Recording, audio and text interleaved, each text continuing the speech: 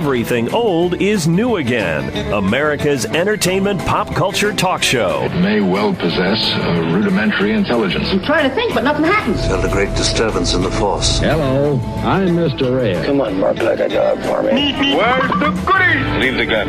Take the cannoli. I bet you wouldn't have done anything like this if Mom and Dad were here. You filthy criminal. Excuse me while I whip this out. Go ahead. Make my day. Here are your hosts, Douglas Viviani and David Cohen. Welcome to Everything Old is New Again. This is Douglas Viviani without David Cohen one more week. We will have him back next week. In his stead, we have, for the second week in a row, a tremendous co-host that, I'll tell you, he's been on radio for 40 years, so he's no slacker, if you will. He knows the importance of hitting those commercials on time and those breaks, but also he knows a lot about the entertainment industry as with respect to radio, what radio is about in terms of how does it work, what do we want to hear, and why do we want to hear it. He's the program director of KXEL 1540 in Iowa. He also is the author of many books. Go to totallyiowa.com. That's totallyiowa.com. And you can get one book that I love is The Floppy Show, about a kid's show in Iowa. And even if you didn't grow up in Iowa, trust me, you're going to want to see these pictures and what went on behind the scenes of this show for 30 years. It was really, it will bring back memories. I don't care if you're in Corpus Christi or if you're in anywhere else in between, in Jackson, California. You're going to find that you're going to relate to the morning show host, or actually it was an afternoon show host of Floppy, Dwayne Ellett, and it's just a lot of fun. Jeff Stein, thank you so much for taking some time to come back on Everything Old is New Again. This is kind of like when the comedian would make his first appearance on The Tonight Show. If Johnny called you over to the chair, you knew you made it. I'm held over on Everything Old is New Again. This is great. I'll tell you, that is a secret, because what happens when we interview some celebrities, and we'll talk about that in a moment, I don't tell them that I would like to have them for more than one show. What I do is we start the ball rolling, see if they like what we're doing, see if they're enjoying it, see if they're any good. Most of them are, but some, are not so great. And we then sort of in the last section, either I don't go out with the ending, I just keep it going for another half hour or 40 minutes, and I snuck out another show out of them, or I'll ask them in between. So in this case, I did ask, and you were gracious enough to come back from last week. And let's talk about celebrities just for kicks. We do interview celebrities, seems to be more often than we used to. We are getting a good response from some Hollywood individuals and people that you will recognize their names. My question is from the perspective of a program director, because it's not with celebrity interviews for us are not and was not in our mission statement, but it's come about, and it seems not to give you a leading question here, but it seems to have been very well receptive, or is receptive. The audience is kind of saying, you know what, we're receptive to this, we're enjoying the interview, so I guess we're going to go with it for a little bit here. And so the question is, with respect to radio and celebrities, first of all, do you hear it much? And second of all, does it have any attraction for these kind of people to be on the radio? I think it has attraction if the people doing the interview are known to the audience and if the audience finds them to be credible. So, for example, you did not do a lot of guests earlier on in the run of the program, but as you and David talked about things, and then there might be an example of a guest, etc., you've established your credibility. The audience knows that you have respect for the topic. The audience knows that you have knowledge about the topic.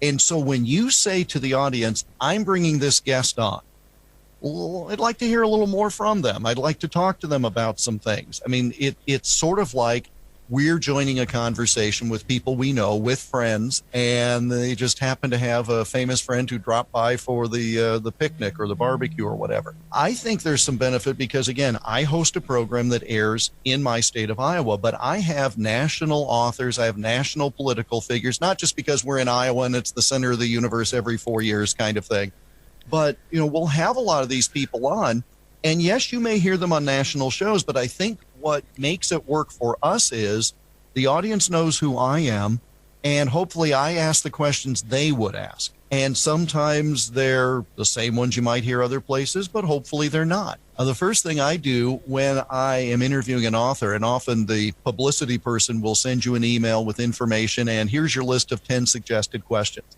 I never look at the list of questions because I don't care what they want me to ask.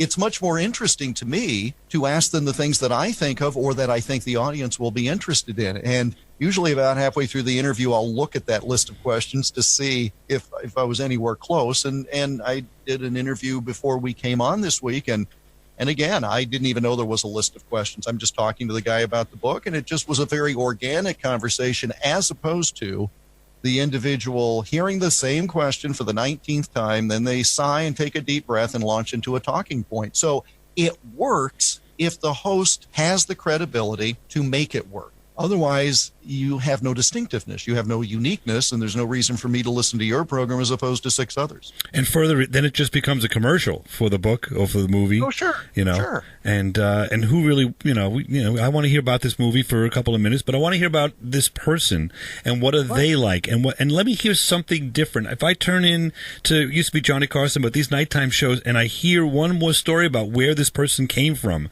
yes, it is of interest, but it's the same story you'll hear that they're going to present on all 3 of the nighttime shows when they visit to talk about this movie. This is what you're saying. They're telling they have the same script, the same story, the same agenda all the time, and it gets to be a little dull. And that really is the challenge then, is to ask questions that you think the audience will be interested in and that, frankly, the source is interested in. And to your point, about a month ago, the former Speaker of the House, Newt Gingrich, had he was the co-author of a new book of fiction. So he gets booked. Well, I'm not going to only talk about the book. And quite honestly, by the time I had done the interview, I think he was tired of talking about the book. So he happened to be under quarantine in Italy, and because his wife is the ambassador to the Vatican. And so I'm asking questions that I wanted to know. How is it over there? Where were you when you found out, et cetera, et cetera? How do you think the government is doing? It's a waste to simply talk about the book. Yes, that's why he's on. But again, a lot of these people would rather talk about other things. And, oh, yes, this is my book, and here's the title, and here's where you go to get it. But the challenge when you have one of those is, what can you ask that actually is going to lead the guest to say, wow, Douglas, that's a really good question, and have them mean it, as opposed to that's what they're doing to stall while they try to think of some kind of an answer because they weren't really listening. Right, and I'm sure you get this, but and it's a little different because you're doing it live, and then you've got to go right to a commercial or a segment. So I don't know if you hold over the guest that much after. I have a little secret is we're taping our interviews, so I have that little time after to say goodbye off the air, and not to blow my own horn, but I'm sure you get this too. If you have the opportunity to talk to the person, they will say to you, wow, that was a really good interview. I really enjoyed that. It was different. You really did your research, and thank you so much. And during the interview that I know that's happening is the first couple of questions I start off on I'm not doing those standard questions, and I'll hear, and I have to edit it out, I'll ask the question, and I'll hear the gap of 3 or 4 or 5 seconds, which is a long time on the radio, for them to get the wheels going. Like, I got to go on a different track here. This person is not asking me the standard question. What did he just ask again? And then present a brand new, fresh answer, if that makes sense. No, it absolutely does, because, again, when you are a national person who's written a book or you're promoting a movie or whatever it may be, there's only so much you can talk about. And once you've exhausted that, you're just repeating yourself over and over. And so when you hear a question that is very different, I really think, they appreciate that fact, because what you're doing as the interviewer is you're recognizing that they are multidimensional, as opposed to, I was only this character, or I only did this. And, sometimes it's just a question of, what surprised you the most about this or such situation? When you got in to do the research about this topic, what was it that you didn't expect? And that's a lot of fun, because they then realize, okay, this is more than just mechanical. And that's much better for the audience. And it's a sparring contest then. Then they know they're ad-libbing, they're doing an improv. They're going to have to be on their toes and actually listen to your question or your clip or whatever you might be doing to introduce that particular topic of, let's say, word fencing with them. And it for the most part, these people are intelligent, and they want to talk about that. And I also think that when you spotlight the person, as opposed to just that one project, the person themselves can sell that project because someone listening is going to say, that guy is or gal is very interesting. What are they on the radio for? What are they pushing? What are they? So they'll wait to kind of hear that also. I want to hear more about this person, how I can continue this interview on my own by reading their book, let's say, or watching their project. But I want to hear what they're saying now. Boy, this is interesting. And I hope people are saying that now about our conversation with Jeff Stein. Go to totallyiowa.com, and find a number of books, anything that he has published, including The Floppy Show, which is a great book. And we're just having a great time with the program director of KXEL 1540 News Talk in Iowa, who, of course, play Everything Old is New Again. So there's a conflict of interest there, I guess, if there was any discussion of that. We'll be back right after this on Everything Old is New Again. So I think we're going to have Floppy say so long to you. All say goodbye, Floppy. And that includes the mothers, too. Here we go now. So long, Tim. Now, back to America's entertainment pop culture talk show. Everything Old is New Again with Douglas Viviani and David Cohen. We are back here on Everything Old is New Again, sans David Cohen, who will be back. Don't fret. I'll tell you what. We have a tremendous guest host. If you remember watching that old Mike Douglas show on TV, we'd have the guest host. He would be on for the entire week. So we're doing that this week with Jeff Stein for the second week, and it's just a lot of fun. The gentleman's been in the radio business for 40 years, so he's teaching us a lot about what's going on behind the scenes and what's in the mind of a great program director. Everyone in a conversation, the person that has something to say that is interesting is usually the person that's, whether it's telling a long or a short story, that has a beginning, a middle, and an end, and they're telling something. There's a reason why they're presenting this information to you, and you want to hear the next and the next, and that's the person that's usually the one that's very popular because they have something to tell. I think, this is just my thought, that you should be telling your story in your way on the radio to enjoy communicating with the general public. Am I on the right wavelength, or am I out of my mind, or what? You may be out of your mind, but you're correct. I've always thought, and when I would teach this at the college level, I would say the best interview is a conversation, not an interrogation. Okay? So, again, as attorneys, we know the difference between talking with someone and interrogating them.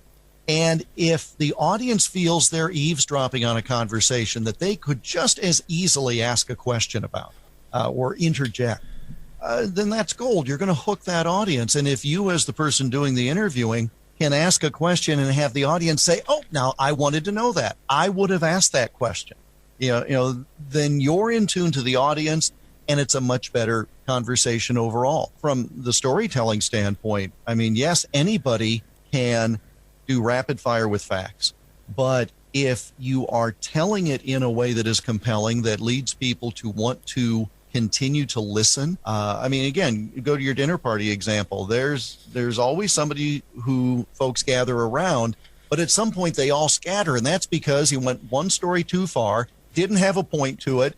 It just seemed like they were forcing it, and then magically everybody else needs to refresh their drink, and then the person standing alone, hoping to find a new group of people to recycle the old material because they were out.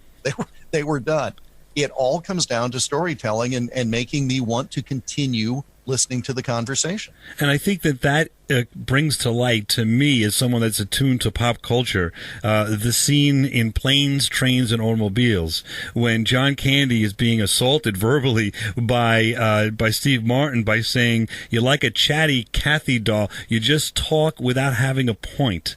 And certainly, that is something that's in the back of my mind many times when I'm creating a show or trying to get an idea as to what we are doing for that hour and what story are we telling and why are we doing it, or are we just listing, nostalgia and saying, do you remember this? Do you remember that? That kind of, if the topic is interesting enough, maybe that'll carry the day for a little bit, but you have to go beyond that. You have to have a point as to why are you talking about Jack Benny? You can't just talk about his show, but what about it, Well, and it reminded me of the skit that Chris Farley would do on Saturday Night Live when he would interview these celebrities, right? And he would have Paul McCartney sitting there, and it would be the total fanboy. You remember that time when you were with the Beatles? Yeah, that was pretty cool. There's no question. There's no way to go with it.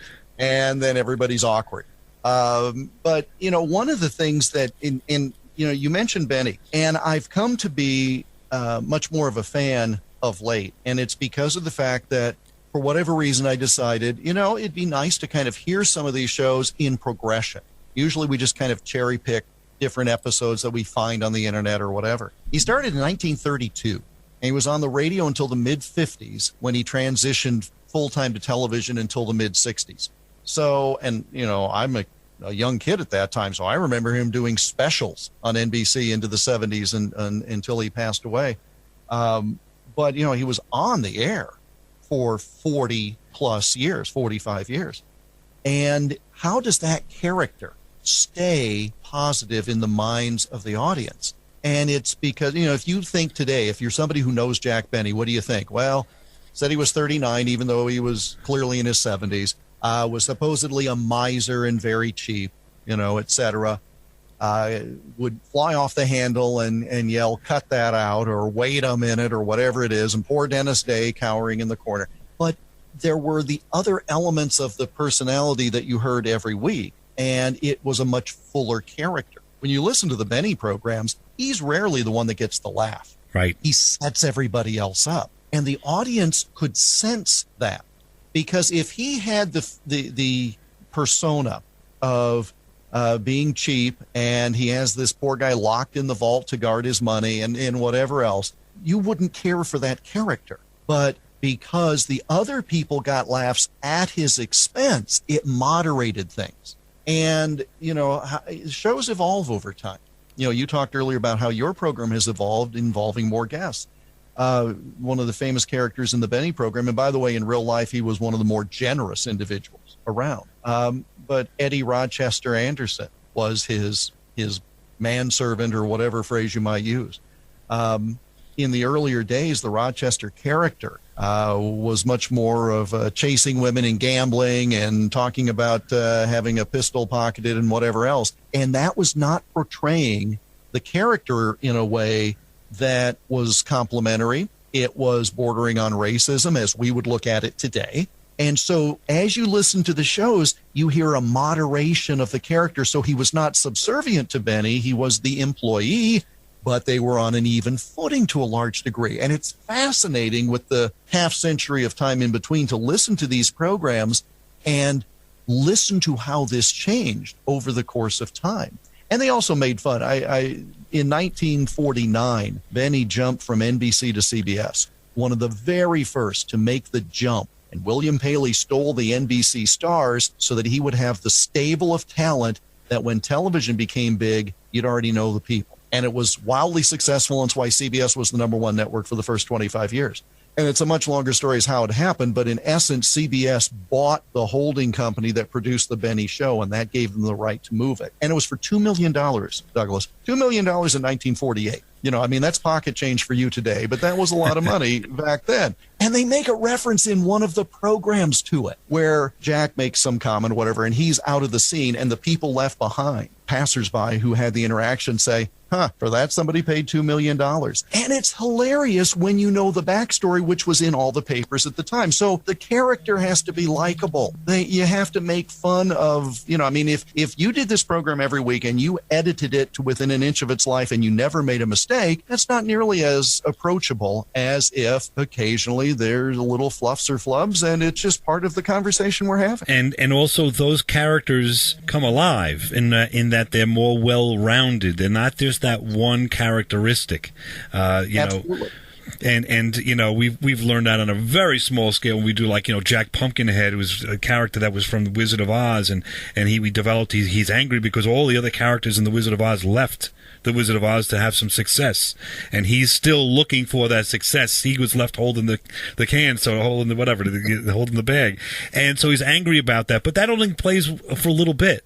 Then he's introduced to another character. Then they're trying to scheme as to how to get on the radio and get their own radio show, and whatever it might be. If you're listening to a show here and there, you'll hear these things, and we're just learning that the idea is, when we're fleshing it out, characters, Jack Benny or anywhere, I think, don't just come on, let's put it this way, successful characters don't just come on to the radio or a performance for just for the sake of that they have an accent or they're funny looking or sounding. They have to have something to say, and beyond that, once the audience has heard the first initial presentation, they've got to grow. Like you're meeting a person, you first see them, they're a good baseball player. But wow, I didn't know that person could cook a steak or whatever, is married and has kids. You have to develop that character, otherwise it's not interesting anymore. Well, think about contemporary programs.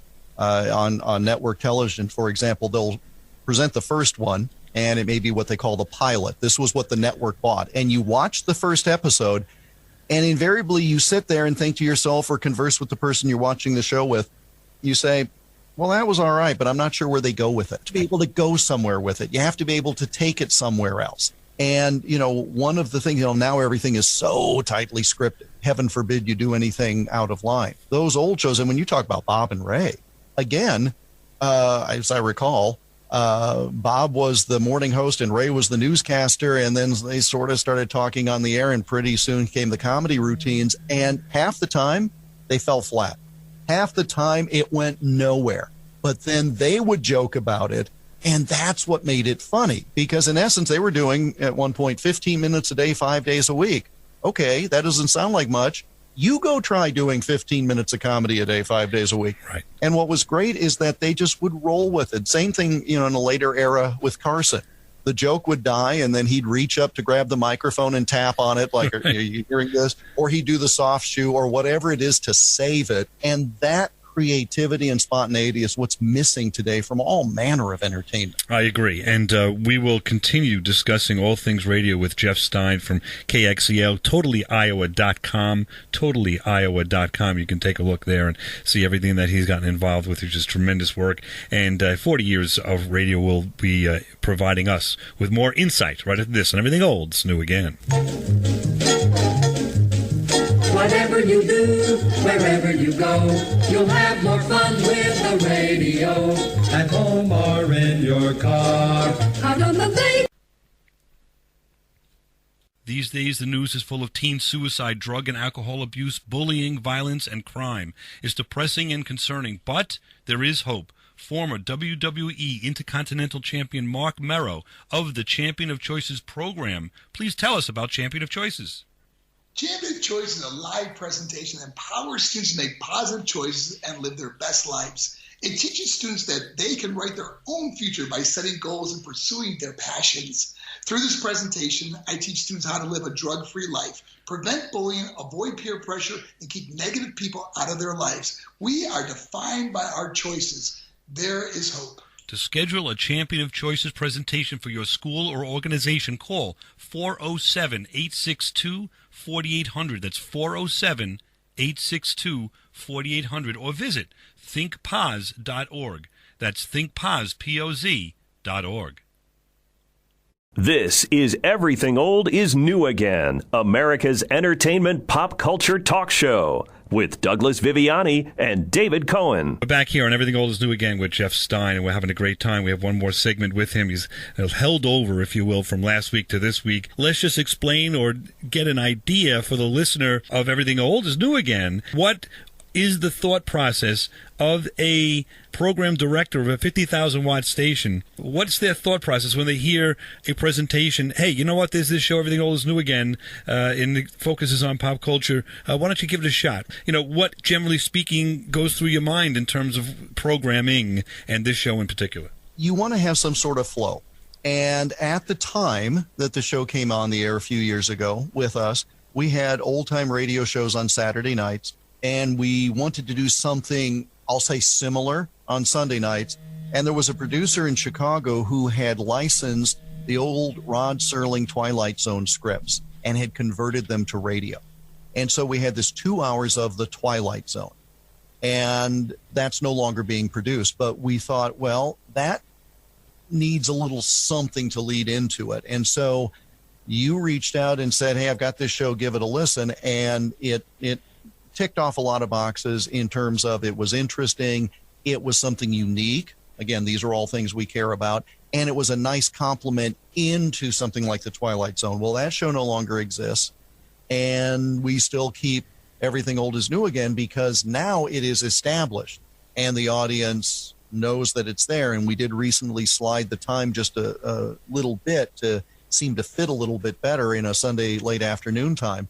But what you want is something that you think will appeal to the audience and that sort of flows into the next thing. And weekend programming is different because you have many different people listening at different times. And so I like a variety of programming. And so as I've mentioned before here, you come on right after a travel show and right before a political talk show because it's the weekend and we pick up different sections of the Sunday newspaper and it just kind of fits that way. So I want something that is engaging. I want something that is to a little degree unpredictable in terms of just not sure where it's going to go, and something that is not a speed bump, right? If you will, with other programming that we have. That makes a lot of sense, and I appreciate that, and thank you for the answer. The next question then is... And by the way, you were free. You came free. That's right. I say that because 95% of the programming these days is free. So it's... Right. But we're free, so that was a good thing. It's a good feature, I'll tell you, and it's helped sell us. But once people listen, I think they as we've been talking about, they need to like the hosts because the topic will change every week. And sometimes, yes, there's interviews, but with celebrities. Sometimes there's interviews with people that are, been made up characters. Sometimes many times just David Cohen and I talking about and trying to tell a story about a particular genre of pop culture entertainment, but you have to like the people. So hopefully that's what's happening as well. Now, along those lines, though, a more broader question from a perspective of someone that is in charge of a radio station, basically, right? The idea is, what makes a good radio show? Is that too broad a question? It's, what makes it compelling for someone to say, I want to listen to that station and those shows all the time? It has to do with a connection with the audience and genuineness. The ability to speak helps, and apparently I've left that at the door for your show. But I'm influencing you for the negative. That's the positive. That's the problem. You're a bad influence on me. Not the first time somebody has said you're a bad influence. I trust. It's true. No, it's a matter of you're genuine. You have to have some level of competency so that when the topic comes up, you ask good questions or that you are engaging. I mean, if it's a disc jockey who mispronounces the name of the artist, no, you don't know the music. You're just simply reading something on a screen. So there's got to be a legitimacy to the whole thing. I think that's one of the real keys to success. And, if I'm I did an interview earlier today with an attorney, and we were talking about estate planning and charitable giving in this age of the coronavirus. It's helpful for me to point out that I am an attorney also because I can ask a certain question. I can justify how it is I knew this guy, etc. I don't mention that all the time because it's not relevant. But if I'm doing a political interview, it might be relevant to point out that I first started covering the Iowa caucuses 40 years ago. So if nothing else, I've picked up a little bit along the way. And that's what builds the relationship. And when I mess up, if I don't push the right button or whatever, I'm going to tell people that. I'm not going to say, I used to have someone work here who blamed an unseen engineer for all the faults. If there was something wrong, he would blame the engineer. There was no engineer. It was him. And the first time I was in my office, I looked up at the speaker when he said, you got to do a better job. And, like, Douglas, you got to do a better job. And I'm thinking, there's nobody here. And I realized it was his way of being perfect to the audience. Well, that's ridiculous. You just simply say, well, apparently after all these years, you'd think I'd know how to push the right button. Sorry about that. And let him in on it and move along. And you don't dwell on it. You don't an hour and a half later say, well, I guess I got better. I didn't mess up the buttons this time. But you just own it. You be natural and you let that come through. And if the audience likes it, great. And if they don't, that's why there are other stations. Right. But you have to be, as we've gone back, full circle here, the original topic last week was, you need to be, and Larry Lujic told us this, you need to be yourself and to be genuine. It's pretty obvious, but it's not necessarily obvious to everyone that gets into the business. Because when I was growing up, things were changing, and talk radio gave you the opportunity to, or conversational radio gave you the opportunity to be yourself. But before then, it was, at least in the house, everyone's perception was these are perfectly dictioned people. These are people that never say These are people that know exactly what they're going to say before they say it. These are people that can read a piece of paper and you don't know that they are reading the piece of paper. So when I was reading Shakespeare in 11th grade and you had to do it out loud and I stumbled over these words, in my mind, I am never going to do radio. I can't read out loud, and that stayed with me forever. And that was a stumbling block.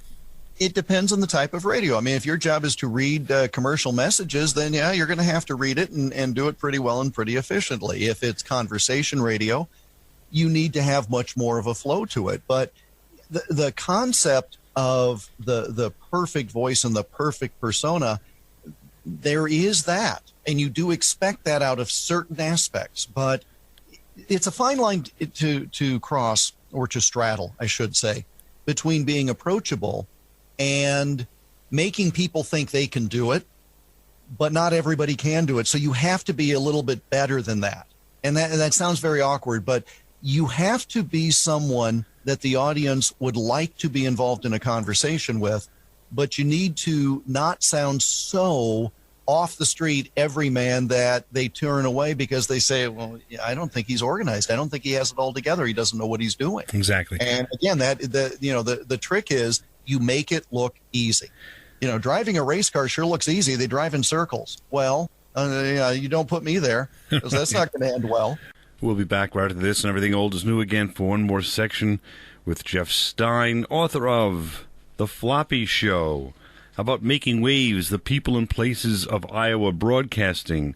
1 week in June, the Iowa Floods 2008, and Iowa's Who Radio, the Voice of the Middle West. These are great books that you can find at totallyiowa.com. That's totallyiowa.com.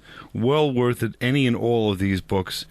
Get to it. I'm telling you, it's a lot of fun to dig into what's happening in your local area, and then even to look from the outside looking in and see what's going on in different parts of the country. So it's really Making Waves talks about all kind of Iowa broadcasting. It's so interesting, and there was a flood of some significance here in 2008, and they talk about that.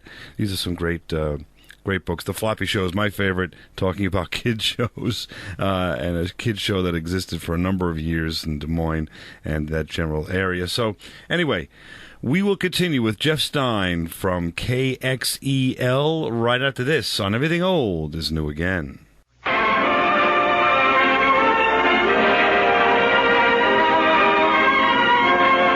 Next, Mary Backstage, Noble Wife, the story of America's favorite family of the Footlights and their fight for security and happiness against the concrete heart of Broadway. All right, so Doug, people have been saying, hey, I could find you guys on YouTube. You have your own YouTube channel. I can find you on Facebook. But what about other social media? Do you exist anywhere else in the social media universe? Yes, we do. We're on Instagram and we're on Twitter. It's the same thing. You go at EONA Show. That's Everything Old is New Again. The initials, right? So it's EONA Show. And that's it. At EONA Show. You got Instagram, Twitter. And I'll tell you, we post pictures, behind-the-scenes stuff, trivia, questions, contests, notes about the show. So you have a lot of fun. Subscribe to us. Friend us on Facebook if you can. And subscribe to the YouTube. And follow us on Twitter and Instagram. That's fun. I'm going to even start doing that. It might be worth your while. You can actually know what we're going to do next week. Good. At EONA Show. That's at EONA Show. This is Everything Old is New Again, America's entertainment pop culture talk show with Douglas Viviani and David Cohen. Hey, this is John Delancey, and I am listening to Everything Old is New Again with Douglas Viviani. This is Jerry Cooney, former heavyweight contender. You're listening to Everything Old is New Again with Douglas Viviani and David Cohen. Hey, this is Joel Hodgson. I'm the creator of Mystery Science Theater 3000. You're listening to Everything Old is New Again with Douglas Viviani. You're listening to Everything Old is New Again. My name is Nicholas Meyer. I am the writer-director of Star Trek II, The Wrath of Khan, and several Sherlock Holmes novels, including the forthcoming The Adventure of the Peculiar Protocols. Hello, this is Paul Michael Glazer. You may know me from Starsky and Hutch. I was the dark-haired one. I've been writing. I've got a book out called Crystalia and the Source of Light, which is on Amazon. And I've been painting, and I've been doing my thing, as I hope you've been doing your thing. And I am right now enjoying a really interesting conversation. Everything old is new again, so give it a listen. Hey, this is Dr. Peter Weller, a member of the major motion picture community and television community and the artist community, and now I'm the community of Everything Old is New Again. And I don't know, it's my 3rd, 4th, 5th, 6th, my 100th time on this show, but however many it is constantly a privilege and a thrill to be with Douglas and David on Everything Old is New Again. How's that for a cross-section of a sample of the guests that we have had on Everything Old is New Again this year alone? We're joined by another terrific guest for the 2nd week in a row, peeling the onion, taking a look behind the scenes of radio and celebrating radio itself with the program director and broadcaster and historian and author, Jeff Stein. He can be found daily on KXEL. You go ahead and take a look at totallyiowa.com. That's totallyiowa.com. You can see all of his books right there. The Floppy Show, 1 Week in June, the Iowa Floods, Making Waves, The People and Places of Iowa Broadcasting, Iowa's WHO Radio, the voice of the Middle West. It's a great look at a radio station that was started in 1924. If you're into radio, you've got to be really enjoying the last 2 shows. And I'd like to continue with Jeff. This is provincial, it's local, but maybe everyone remembers America's Mayor of Ed Koch. I don't know if you do or not. Oh, sure. But when he had a radio show for a little while after he left the office, and he had great things to say. However, he was constantly saying, and I think it was this, I know it was one affectation, but I think it was something like that. He was doing all the time. And after a while, you just could not accept it anymore. Once in a while, if you're talking, you stumble, it makes sense in conversation. But if you have those idiosyncrasies that are just going to turn someone off, too, is what you're saying, that's not going to work. How did you, in the last minute or two we have here, develop, and or was it inbred, the ability to read the way you do and to converse the way you do with it seemingly effortless with the way that you pronounce everything beautifully, and you don't seem to stumble and say very much at all? Is it experience or something else? It's just luck today because, things are working today. I might go sliding off the edge in 5 minutes. No, it's a matter of I can't take credit for my speaking voice because I inherited it. My father had a wonderful speaking voice. He would be the fellow in our hometown who'd get up as the representative of the chamber and do a talk or whatever it is. And he had a great presence. And I inherited that. And as I get older, I hear sometimes his voice coming out of my mouth, which, again, when you pass that, you're just, it's very odd. It's an odd feeling when you start hearing your father's voice coming out of your mouth.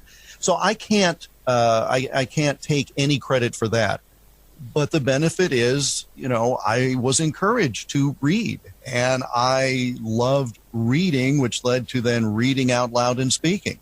And it's also, and again, it is experience. It's how is it that I can do election night? Well, I used to do sports play-by-play. And they're the same thing, really, Douglas, because you know the players, you know that there's a scoreboard, but how we get from point A to point B is wide open. There's no script. And so you develop and take advantage of what skill sets you may have so that then you can maximize it. That's really what it comes down to. And maybe I've done it enough to where I'm used to it. But I think it's just a matter of every individual. And we've both seen lawyers who are great lawyers if it's a real estate contract, but don't put them in a courtroom because they don't have that presence. It's just the same thing, a matter of figure out what it is that you might be able to do, that you can do well and can do easily, and then trying to find somebody to pay you to do it. Right. And that's sort of the way that it's gone. And practice hard at it and work hard at it. You know, you need to develop for sure. And experience is there's no substitute for experience. That's for sure. So Jeff Stein, thank you so much for spending so much time with us here on Everything Old is New Again. Let's be clear about this so we can understand that totallyiowa.com or thefloppyshow.com. You can go to and pull up some information about Jeff and some projects and purchase some books. It's well worth it. Jeff, thank you so much for the time, and we'll speak with you another time, I'm sure, down the line. Thank you very much for being on Everything Old is New Again. What a great privilege. Always good to talk to you, Douglas. Thanks for the opportunity. Thank you. Have a great day. Talk to you soon. And there he goes, Jeff Stein, with us here for 2 shows on Everything Old is New Again. He's a broadcaster, as you know, and you heard, a historian, a real interesting gentleman, loves the radio, is a person that teaches, certainly has written a number of books that you could find on totallyiowa.com. totallyiowa.com, and the books don't just relate to Iowa. They might use Iowa as a background, or a background for, you know, the Floppy Show, which was a show that was in Iowa, but it is sort of a microcosm of the shows that you listened to and watched as a kid, you know, back in the day. And it doesn't have to be Floppy, could have been somebody else. You will relate to what he's writing about here. People and Places in Iowa Broadcasting, Making Waves is the name of that book. Another one there. And there's a bunch of books you can take a look at. I really think it's worth your while. totallyiowa.com. Iowa's WHO radio, the voice of the Middle West. You can hear Jeff Stein all the time on KXEL, and that's another station that you want to take a listen to. He talks truly as a professional to politicians, and he holds a nice audience there with respect to entertainment and current events. So he has some great guests on his show. You can get that on KXEL. Go to KXEL.com, I guess it would be, or Google KXEL, and you will find out the link as to how to hear that show and that station. So anyway, we've had a great time on Everything Old is New Again, talking all things radio. Hope you did as well. I'm wondering why you listen to Everything Old is New Again. We're calling it appointment radio in some ways, that this is a show that is different and sort of something that hopefully is making radio fun. And so if so, do me a favor and shoot us a note. Let us know what's going on your mind here. And you could find a way to communicate with us at our website, everythingoldisnewagain.biz. That's everythingoldisnewagain.biz. And or simply shoot me a note and or David a note on oldnewagain at AOL.com. That's oldnewagain at AOL.com. We're here each week right here on your favorite station. And you know what? Wouldn't be a bad idea to let your station know that you're enjoying our show. It sort of helps us solidify us a little bit here, and it really is important for stations to hear and feel feedback about different programs, and this one would be certainly one that could use your help. So feel free to do that. You can go to any website or the website for your local radio station, and certainly you can communicate. They all have a way to communicate through their website. Anyway, we'll be back next week on Everything Old is New Again to continue talking all things entertainment, pop culture. Come on back to Everything Old is New Again.